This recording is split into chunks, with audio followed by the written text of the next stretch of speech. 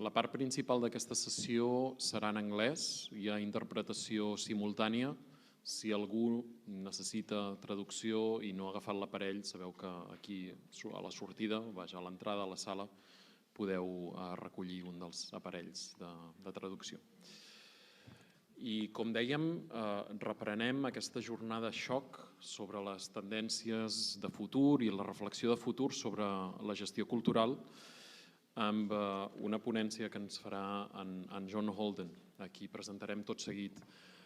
Com sabeu, un dels elements transversals de la manera com s'ha construït aquesta jornada i un dels fils conductors d'aquesta reflexió que fem en la jornada d'avui és la noció d'hibridació i la mirada a la gestió cultural i la reflexió sobre el futur de la gestió cultural des de diverses disciplines. Ho hem vist de manera molt present en la sessió anterior, on professionals de diferents àmbits ens han aportat un ventall molt ric i interessant de perspectives sobre la realitat social, política i cultural des de les seves perspectives, i a partir d'això hem intentat veure algunes idees i reflexions sobre el futur de la gestió cultural.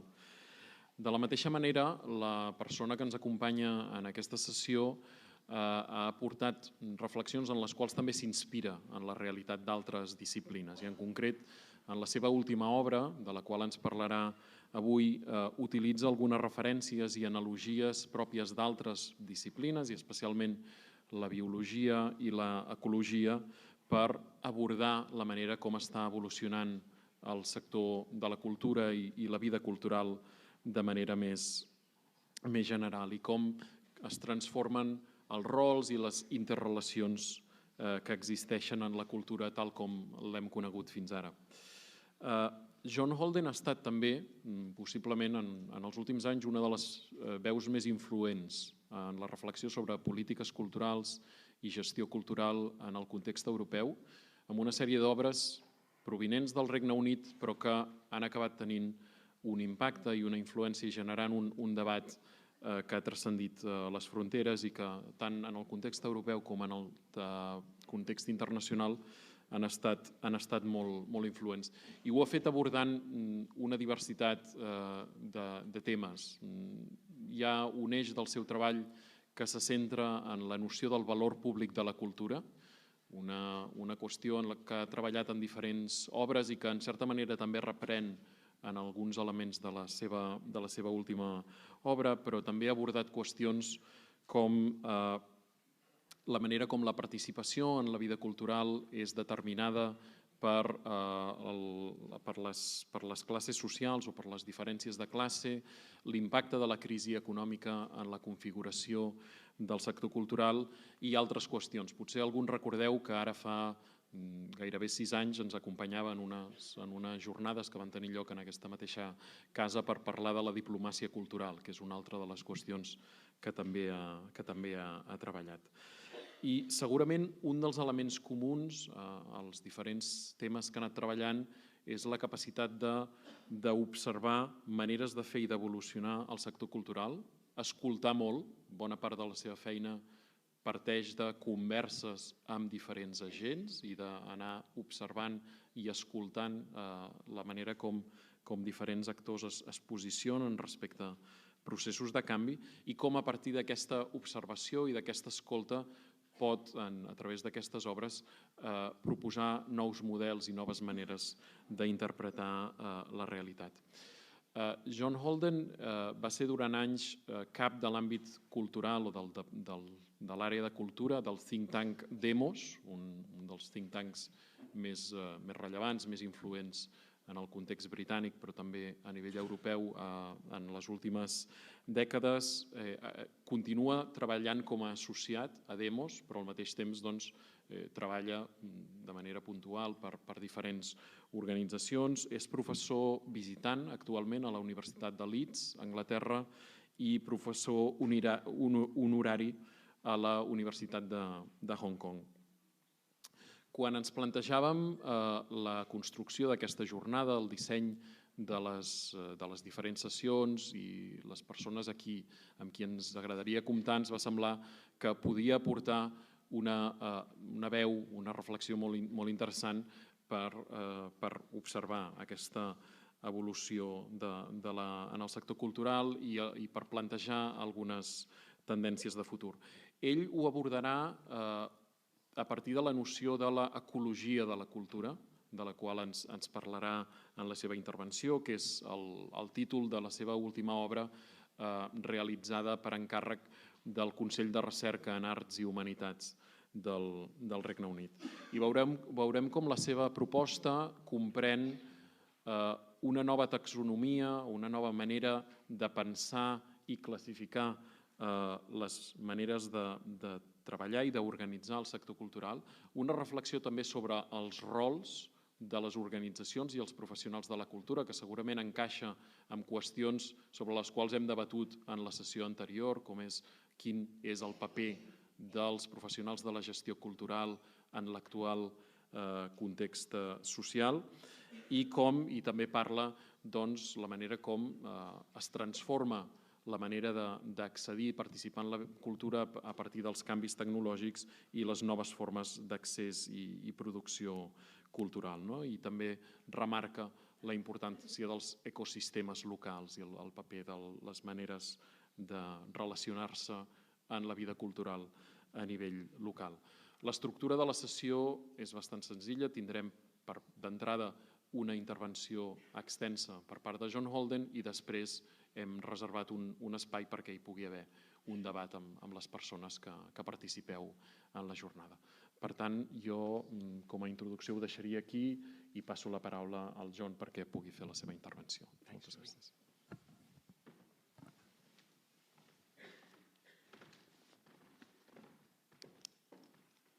Good morning, everybody. We've got a very big screen today. It's like being in an IMAX cinema. But it's slightly unstable, so I'm hoping that the slides will be okay during this speech. As Jordi said in his introduction, I come from a kind of Anglo-Saxon and very Western perspective on these issues. So I hope that there are things which are applicable here specifically. So there may be things in here that you want to latch onto and other things that you want to reject, and I'd be interested to discuss that. Also, I should say, it's kind of a bit of a game of football. It's like two halves, this speech. Part of it is about this report on the ecology of culture that I wrote last year. And part of it is about the future of culture that comes some way out of that report. So this report came into being because there's a very big inquiry going on in the UK into the value of culture. It's an argument, a discussion that's been running for about a decade. And a couple of years ago, the primary academic research body in the UK in the humanities, the Arts and Humanities Research Council, decided to set up something called the Cultural Value Project. They put £2 million into this, so a very considerable amount of money, and they invited the academic community to come forward with projects about the value of culture, to explain culture to the public and to the political classes, explain its importance, its value, how it could be measured, how it could be articulated, and so on. Anyway, in the usual way of academia, the academics tended to come forward with projects which were quite narrowly focused, very useful in their own way, like the cultural value of Roma music or the cultural value of architecture, for example, but none of them took an overview of what the whole of culture might look like. So the guy in charge of this project eventually came to me and said, there's a gap here. I need someone to try and think through how we might present culture as a model, as a whole system, as something big. So I said, I'd love to do that. I said, I think it's a very, very big question, and I'm not sure that anyone is particularly capable of fulfilling that brief, but I will have a try. And the way I wanted to approach it was to think of culture as an ecology, as a whole system. And the methodology I used was to draw on lots and lots of reading that I'd done, really going back into the mid-1970s, on environmentalism and the ecological movement, using some of the language that's used there, some of the concepts that are applied there, and see how those applied to the cultural world. So I did that, and I also talked to about 30 people, ranging right across the cultural spectrum, from people like the director of the British Library and the chief executive of the Royal Opera House in London, through to a 23-year-old fashion stylist who works with actors and bands in Shoreditch in East London, through to somebody who conducts an amateur choir in a rural village in the English countryside. So I wanted to take a very, very broad idea of what culture means. Because culture is obviously a very, very difficult word. The cultural critic Raymond Williams famously said that it was one of the 2 or 3 most difficult words in the English language, and I'm sure that's true. What can it mean? Well, first of all, it has a sort of biological meaning. Yogurt is a culture. And I rather like this meaning because yogurt is alive. It develops. You put a little bit of yogurt into a bowl of milk and it turns the whole thing into yogurt. So it's quite a nice analogy to start a discussion of culture. There are other things it can mean as well. We use it to apply, we apply the word culture to the practices and ways of being and ways of creating meaning that specific groups of people in society have. So, for example, you can come across office cultures where people adopt these strange ways of going about things to bond and become one people, one set of people. There are national cultures, and we're all used to folk music, folk dance, all these kinds of things that define us within our nation or community. But there are other ways in which the word culture has been and is used.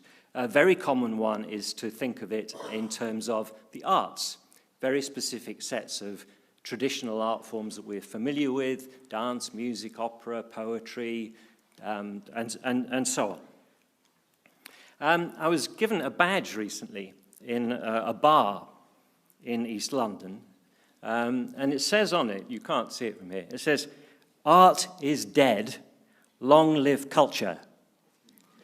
And I think it's quite an interesting phrase, and I want to talk about it a little bit more later, and I think it kind of reflects the way that the democratization of the production of art is enabling all of us to be artists these days, and that we should talk about culture rather than the arts, maybe.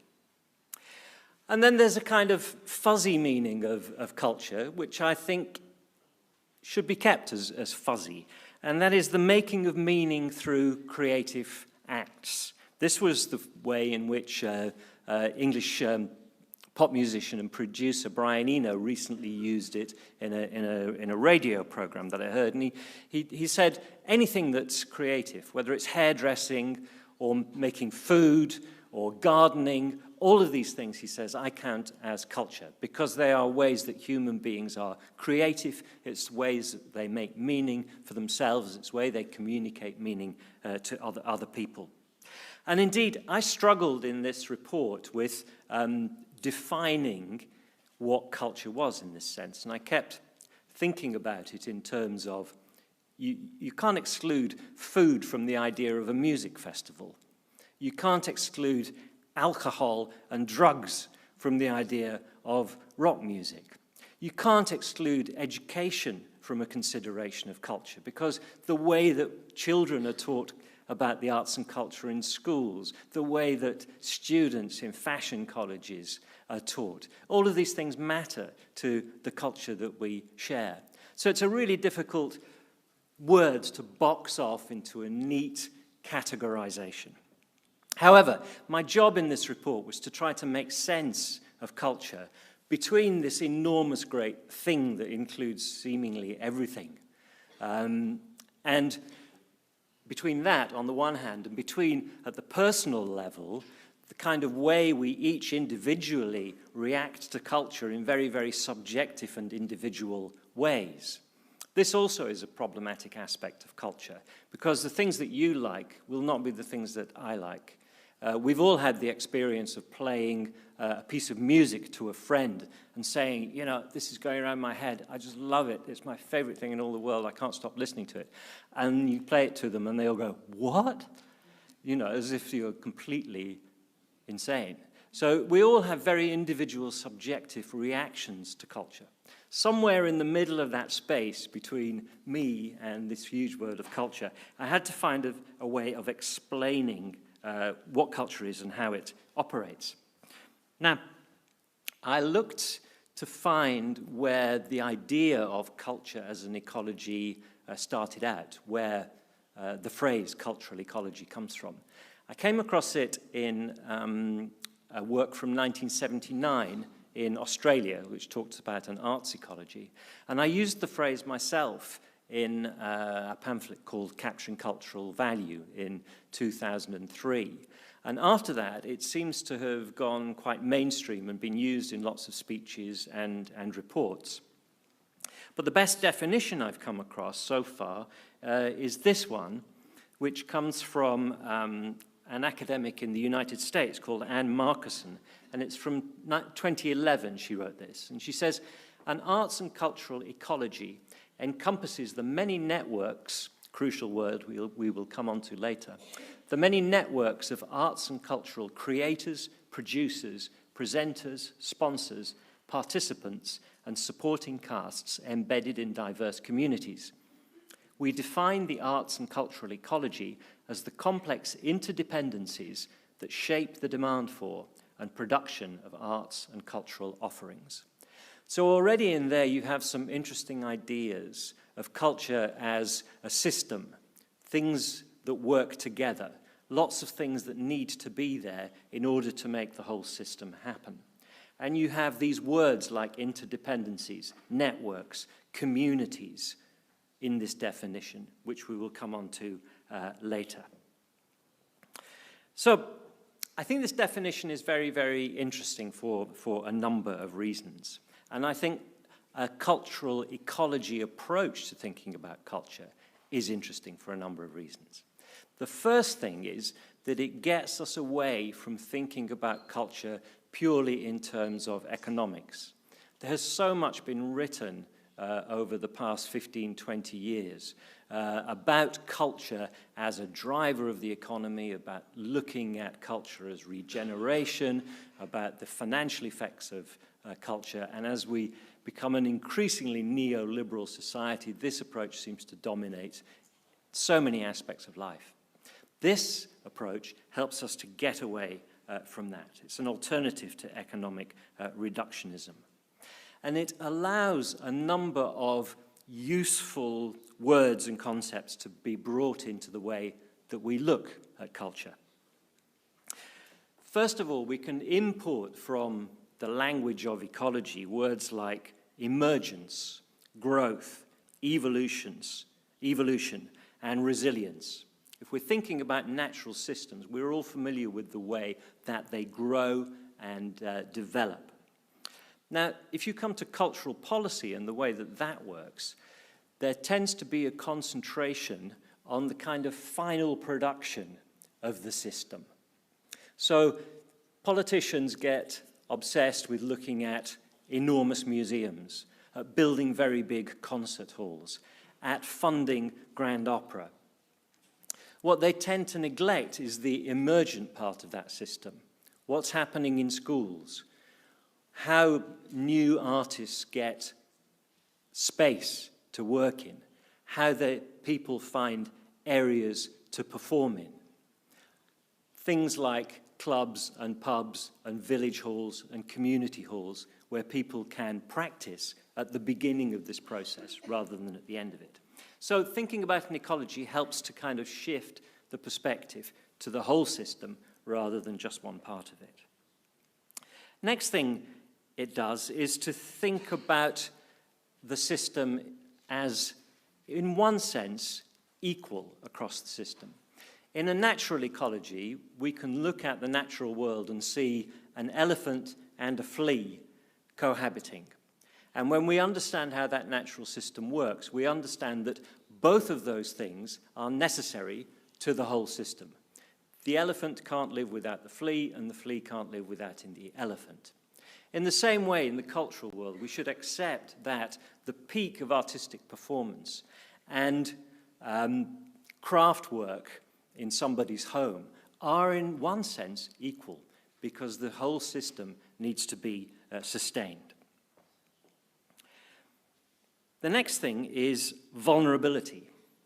Again, from natural systems, we are used to the idea of shocks coming from outside a system which really damage that system. And the same can be true in culture. Take away the child being taught how to draw, and sooner or later, you don't have any pictures in a museum. Take away the club where a band performs, and sooner or later, you don't have any downloads from iTunes. These things are complexly linked together. And if you have shocks to one bit of the system, it can destroy the whole thing. And that is the final idea from culture, from ecology, is this idea of an integrated whole, of mutual dependency of the parts. So, in this report, I started to think about how we might describe this whole system. What different ways could we look at the whole system and make sense of it? And the first thing I came up was this, which is a very bad drawing because I'm a very bad drawer.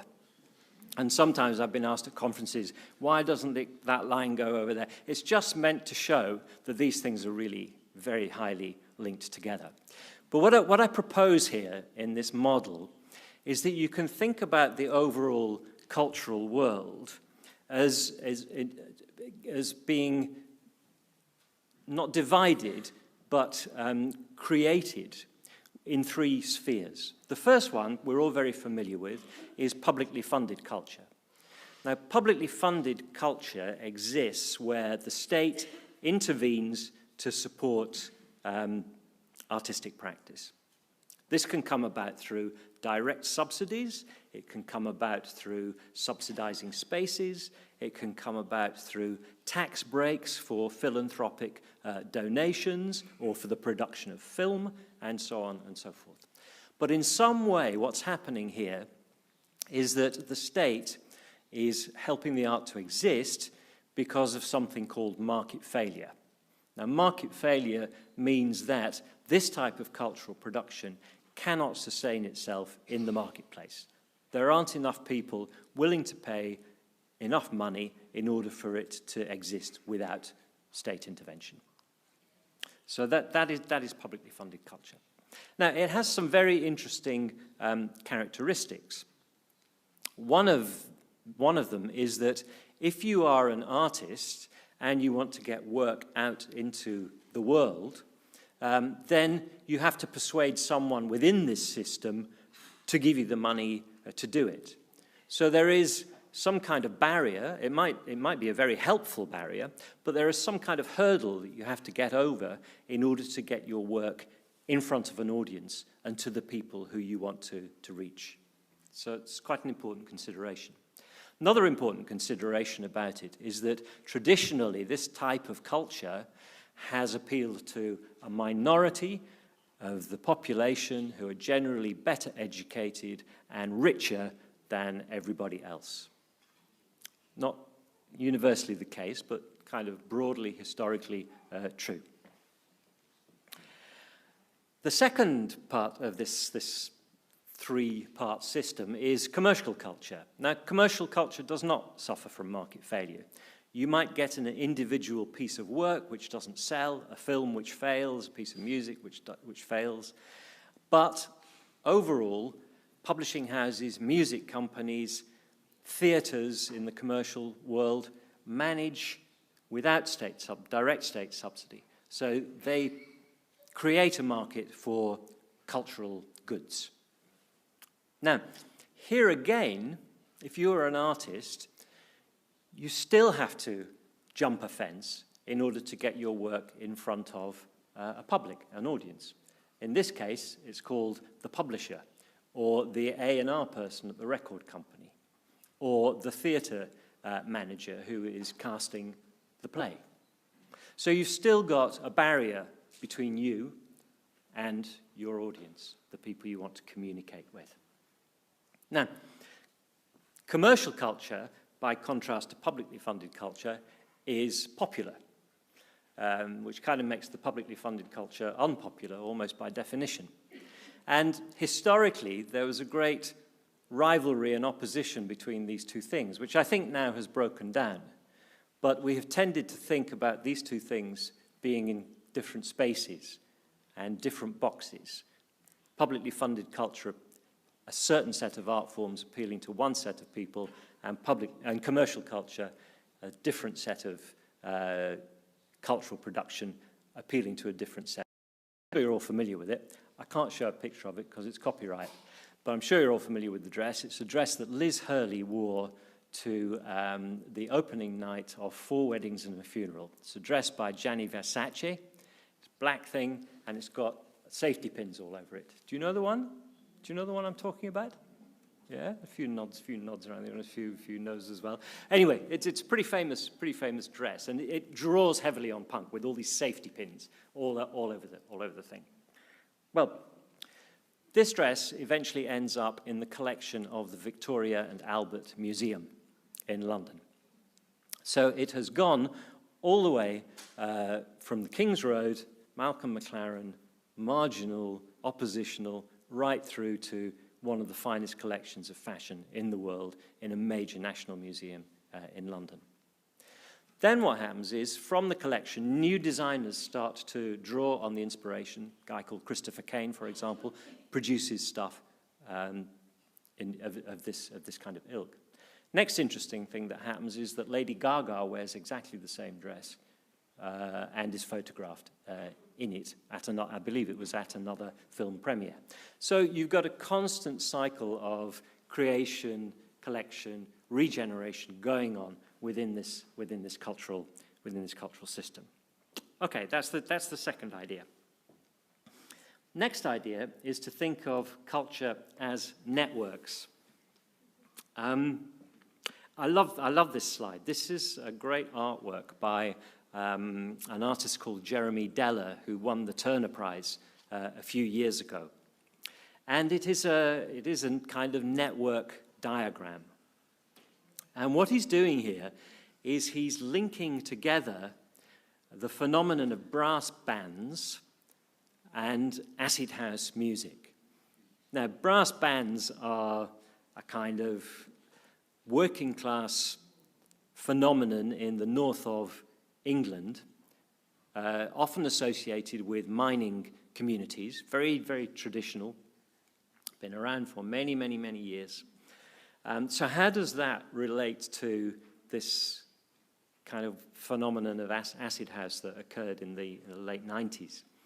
Well, what I like about what other kind of hat would they like, but what other kind of thing are they interested in that I'm also interested in? And what could we do with this? What can I do with the fan base that I've got?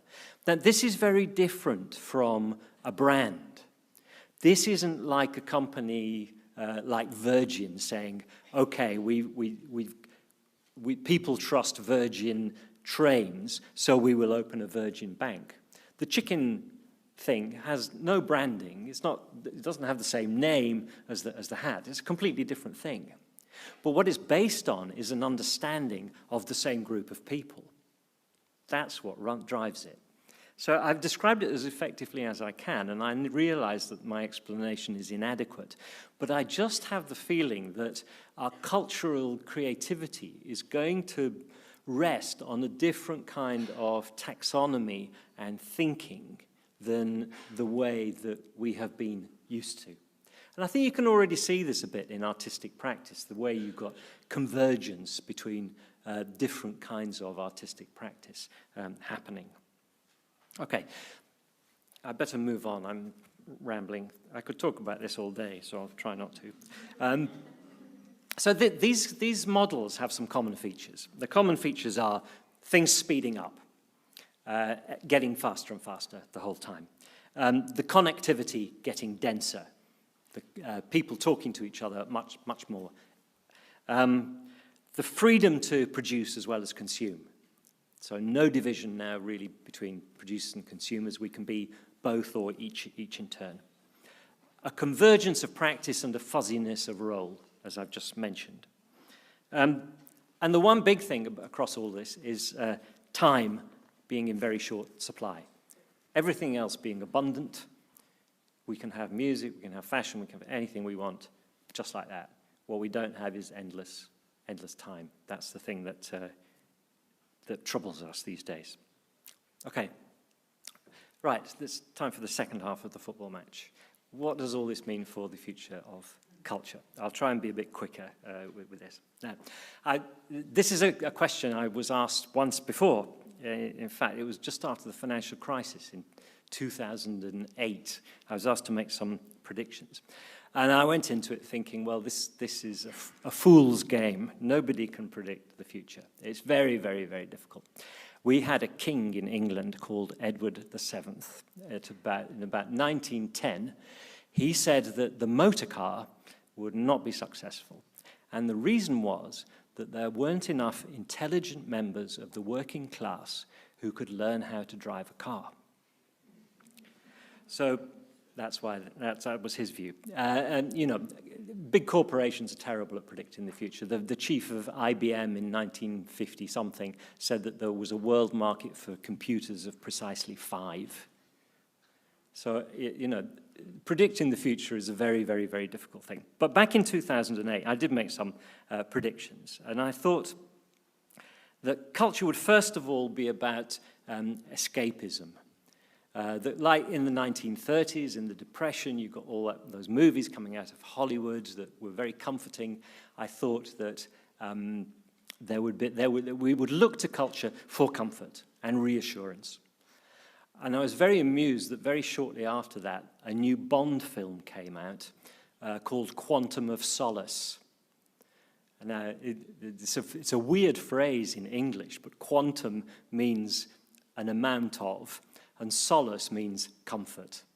So the Bond film was called An Amount of Comfort, basically. So it's a very kind of reassuring title. So I think I got that one correct. I think culture has acted all the way through the economic and financial problems that we've had as a kind of mass comfort blanket in many ways. The second thing I thought was that culture would help us to understand what was going on. That culture would explain these terrible happenings. And there were attempts on stage and film and literature to explain why the financial crash happened, but most of it didn't work, I think, because the narrative of the right about public expenditure triumphed. So I got this kind of half right. It happened to some degree, but I think the arts failed to explain to the public the roots of the causes of the financial crash. And I think this is a terrible failure. The third thing I predicted, and I got this completely wrong, was that there would be a lot of angry protest within the arts. Now, you saw some of it in particular communities, community arts work, artists being very heavily involved in street politics and so forth. But in the mainstream, in TV, in drama, in film, in literature, you really didn't see that kind of anger that I thought we would see. So that's how difficult it is to predict the future. And what I really didn't see coming was the extraordinary boom in the contemporary art market for the visual arts and the acceleration of the dominance of cities in cultural activity. All of these trends we have seen, and I think we can extrapolate some of those. But so where does culture go from now? Let me finish with 5 reasons to be miserable and 5 reasons to be cheerful. I'm an optimist, so I think that the cheerful ones will win. But 5 reasons to be miserable. The first is the paradox of bohemianism. What I mean by that is we are now all bohemians, pretty much, in the West. Obviously not parts of our society, clearly. But overall, we are now bohemians with relaxed social attitudes. It's very hard to shock us. And the avant-garde has got nowhere to go as a result. So it has turned in on itself and become incomprehensible to most people. And because of that, there is an ever-increasing divide between certain types of artistic practice and the public. And this is a bad thing. We've also become, through these kind of relaxed attitudes, completely numb to violence on screen and in literature, which means that we have had a degeneration of a lot of cultural activity into sheer entertainment and spectacle. So that's one reason to be miserable. Second reason to be miserable is the triumph of escapism. Many, many people seem to inhabit a fantasy world these days, whether it's Game of Thrones, Harry Potter, Hunger Games, James Bond, Grand Theft Auto. These are the dominant cultural narratives of our times, and they are all escapist. Third reason to be miserable is the contemporary art market, which I find a completely sickening sight, enthralled to money, enthralled to power. High culture has reverted and is reverting to what it was in the 1950s and 60s, being corporatized and philanthropized. The state is in retreat when it comes to culture, as in so many other areas.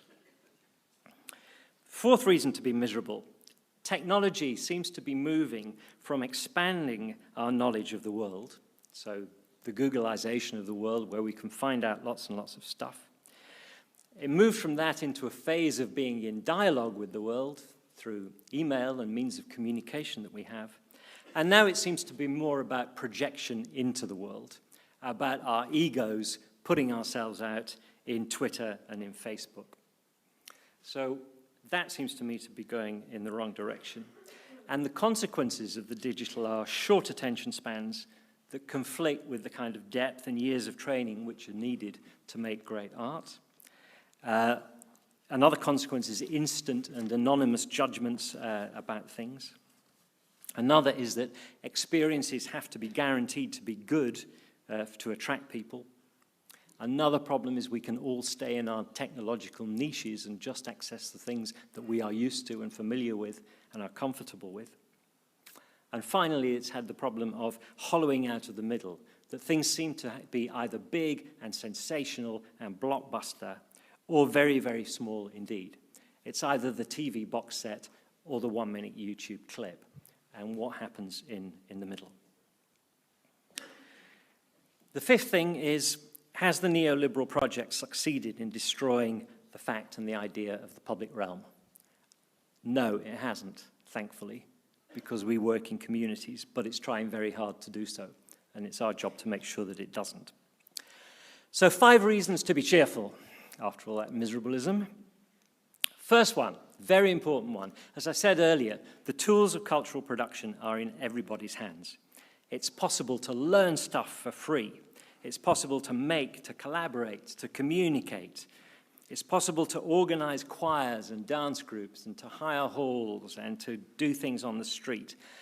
TV has had a role in encouraging masses and masses of people to take up their whatever they want to do in dancing, singing, making ceramics, all kinds of things. And all of this has democratized culture. Creative expression is for all of us. And if, like me, you think that creative expression is the highest of human endeavors, then this surely has to be something absolutely wonderful. Something very, very different than we have seen before, and a really bright start to a new century. Second reason to be cheerful: there is so much cultural heritage that we have out there, and it's become much more easily accessible. Archives and contemporary work are out there, and so much of it is free. It's fantastically free, and it is absolutely glorious. So we live in such a rich, rich cultural world. And because of those two things, over the last 20 years, culture has become kind of much more normal, much more part of people's everyday lives, much more integrated into the rest of what we do, which has made people care. So if politicians try to close museums or try to reduce funding for libraries and so on, people protest. This is a good thing. People care about the culture that they have. And if you look at the headline statistics, many, many more people take part in culture than they used to 15 or 20 years ago. This is a really good thing. Fourth great thing, I think, is that there's an alternative cultural narrative working at community level. I've talked about the contemporary art market. That's one thing. But at the other extreme, you have the most marvelous things going on a small scale in local communities. And they're producing all kinds of interesting models and pluralistic ways of doing things, bringing combinations of art and social activism and creativity, different forms of financial sustainability, all emerging from this mix at street level and at community level. So those are four really good reasons to be cheerful. And the fifth one, I'm stealing from Jacques Attali. I heard this on the radio about 3 weeks ago. He was on the radio in the UK. And he said this very memorable thing, which really cheered me up. I hope it will cheer you up too. He said, "Banks are going to die before music does." And on that note, I think I will stop. Thanks very much.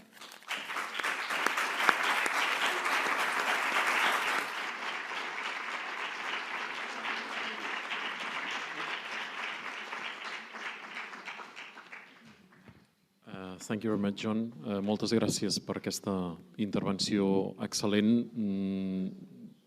En reprendria algunes idees que em sembla que serveixen per fer de fil conductor entre la intervenció i el debat que ve a continuació, tot i que bé, crec que la intervenció és prou rica com perquè sigui difícil sintetitzar-la. Però en tot cas voldria subratllar-ne la manera com la proposta d'aquesta visió de l'ecologia, de la cultura, permet superar una visió exclusivament econòmica o una aproximació exclusivament econòmica a la manera com interpretem el valor i les maneres de fer en el sector cultural i ens pot proporcionar una mirada de conjunt.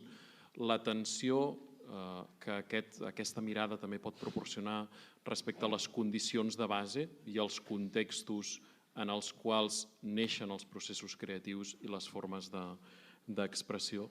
La noció de vulnerabilitat que prenem dels entorns o de les aproximacions o dels models biològics i ecològics i que també ens permeten prestar atenció als elements més dèbils o més fràgils de l'ecosistema cultural i la necessitat que hi hagi mecanismes de prestar-los atenció. La manera com aquesta proposta també comporta una manera de transformar la mirada i les formes de classificació tradicional dels diferents agents de la cultura i com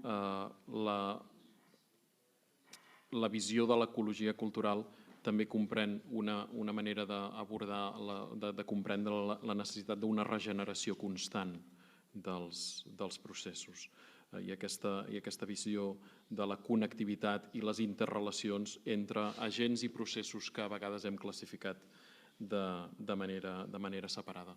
I també veure com aquesta mirada, més enllà del que són els equipaments, les organitzacions, les institucions, incorpora també el paper de la ciutadania, entre d'altres la ciutadania nòmada o la ciutadania que es mou entre les diferents formes i les diferents expressions culturals. Per acabar amb aquests 5 motius per estar preocupats o 5 motius per ser optimistes respecte al futur de la cultura. Però en tot cas, això era senzillament una petita síntesi i del que es tracta ara és de poder contrastar el que ens ha explicat o poder-ho explorar una mica més a partir de les vostres preguntes. Per tant, crec que obrim la paraula a qui vulgui intervenir des de les cadires. No sé si algú voldria plantejar alguna pregunta, alguna qüestió, reaccionar.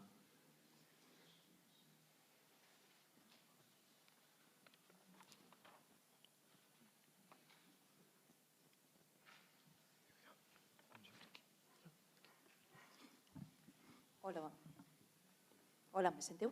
Sí? Sí. Bon dia, volia fer-li una pregunta. En primer lloc, moltes gràcies per la conferència que ens has donat, ha estat un plaer sentir-te. I tenia un dubte en el dibuix de l'ecosistema que el senyor Holden ens ha plantejat. Quan està parlant de...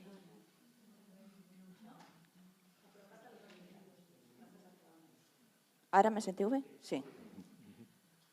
En el dibuix de l'ecosistema que s'ha plantejat el senyor Holden, quan està parlant de nòmades i de connectors, la meva pregunta és, nosaltres com a gestors culturals som connectors i quan parla de nòmades ens referim, quan està parlant de tots nosaltres, com a consumidors de cultura, com a audiència. Okay. Yeah, I should have made this clearer. I think these categories are not exclusive in the sense that people and organizations can act in multiple capacities. So, for example, a museum might primarily be a guardian. It's their natural function. But as part of that, they are also going to act as maybe platforms. So they have contemporary artists working within the gallery, for example. So I'd see people or organizations having a primary function, but that they can also take on other functions within that system. And yes, I think as nomads, our role there is as people interacting with all the other parts of the system. That could be as consumers, as people, as members of the public, going into museums, galleries, theatres, or it could indeed be as artists engaging with those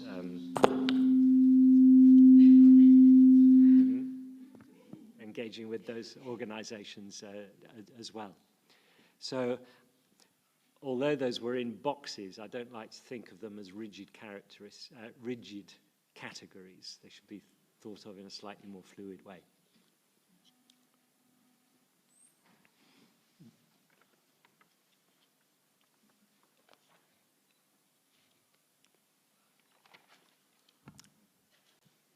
Someone here. Yeah. Well, good morning. Do you hear me? Yeah, okay. Well, thank you also, John, for the very interesting and clarifying speech. I would like to ask you about something using the same, or at least a part of the metaphor, about ecology and natural cycles and systems, because now we have the Paris conference this month about climate change and all the big challenges that we face in that matter, and I ask myself why in the cultural, artistic sector or world we don't have such a movement, such an organized movement, social movement, as in the environmental issues, to face also all those big challenges that we face in the cultural sector, to say one thing. And I do agree that there is hope, but I'm also very concerned and skeptical with some aspects, most of all about technology and this democratization of the internet and the new channels of communication, Google, Facebook, etc.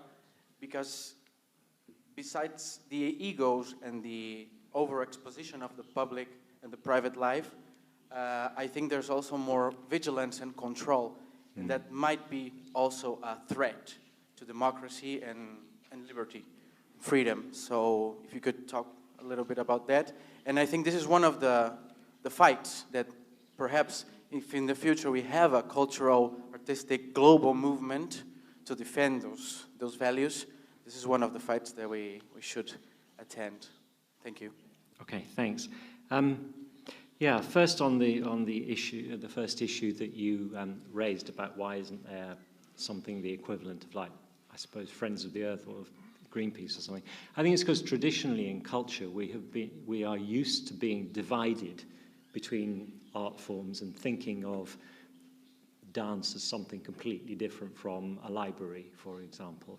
The way that funding works has kind of encouraged that over the years, because I don't know if it's the same here, but where I come from, for many years it was thought to be, this year it's our turn, not your turn to get an increase in funding. So there were divisions came out of the way that the funding system worked, which discouraged that kind of unity.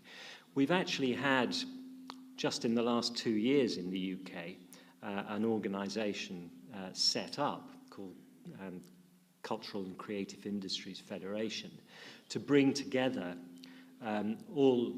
lots of different actors across funded culture and the creative industries to try to give them a unified voice. So that kind of thing is emerging. But I think there's another interesting aspect to your question there, and that is about the kind of moral aspects when you start thinking about an ecology. Because when we think about natural ecologies, we tend to think of them as being morally neutral.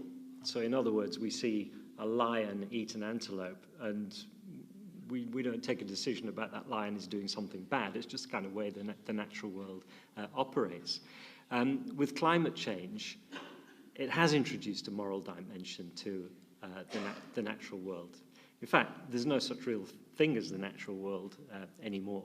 It is being, we talk about the Anthropocene age and the natural world being so affected by human activity. We can no longer think of it as morally neutral. But I think the moral question arises equally with the cultural world. We can't treat that as morally neutral. We have to take a stand and say, we think it is right that people should be allowed freedom of expression. We think it is right that public funding should support free entry to museums and so forth. So when we're thinking about an ecology as a whole, we must latch on to those moral elements and not abandon them. And it's part of the argument of a large, unified advocacy program, if you like, to introduce that moral argument into the equation, I think. The other thing you asked about with control and supervision of the internet. Yes, I think this is a crucial question. There is clearly both things are kind of happening at the same time. You have a lot of freedom, but you have a lot of control not only by governments but by corporates, and it's in the nature of corporates to want to extract the maximum financial value they can out of copyright and so forth. So we've got to be very, very vigilant about the way that corporations use what we give them, I think, in particular.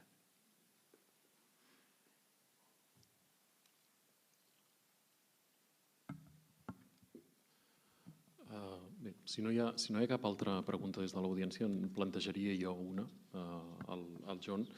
Et volia demanar un dels elements que tu posaves sobre la taula en la presentació tenia a veure amb el fet que la transposició de l'analogia ecològica al sector cultural implica també preocupar-se no només pel final dels processos o pels resultats dels processos, sinó també per les condicions de base o els contextos en els quals es pot desenvolupar una ecologia cultural sana.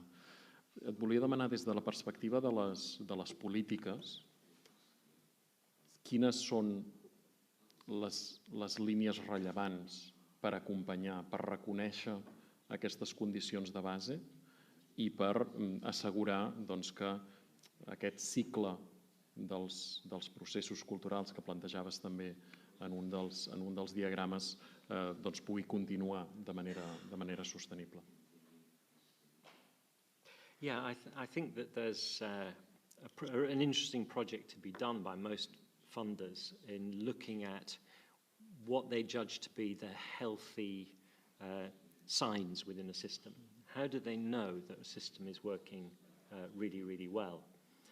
And that is something that I haven't got an instant answer to, but I think would be a very interesting question to pose. One thing I have seen in London, which I think is good, is that the Mayor's Office are taking a great interest in small-scale music venues, places like jazz clubs and pubs where bands have been performing for years, which, because of the way the property market is changing, those are increasingly being sold in order to create more residential space.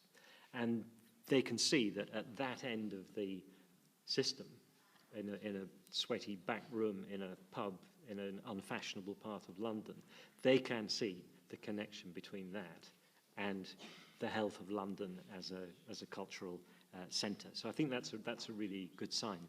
But maybe the next project should be, what does a healthy system look like?